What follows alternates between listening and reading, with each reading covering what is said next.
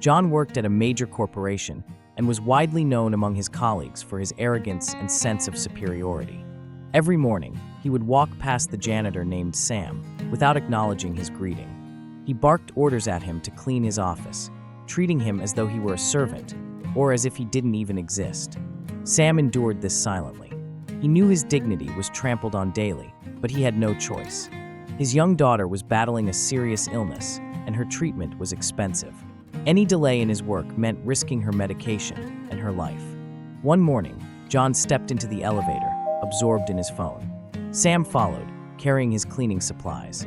Without warning, the elevator jolted to a stop between floors. 1 minute passed, then 2, then an entire hour. John's expression began to change. He was no longer calm. Panic took over. He started shouting, pounding on the doors, then collapsed to the floor, sweating and gasping for breath. A severe panic attack overtook him. He was claustrophobic.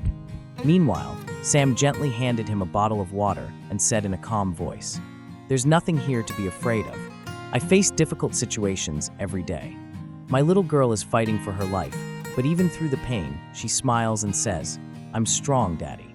While John struggled to catch his breath, Sam began telling him calming stories in a steady, soothing tone, not just to distract him, but to bring peace to his heart. His voice carried a quiet strength that slowly pushed back the panic.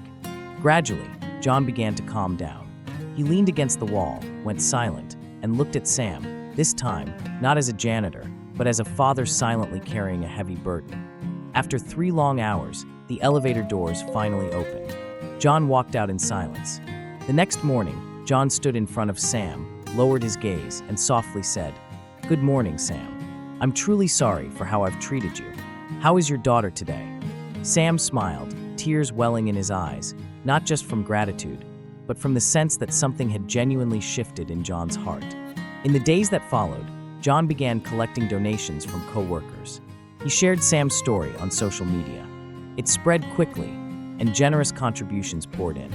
A few days later, John approached Sam with a smile and said, "We've raised enough for your daughter's treatment." Sam broke down in tears, not just because his daughter now had hope, but because a once prideful man had discovered what it meant to be truly human. The moral of the story: kindness is not measured by job titles, but by the size of one's heart.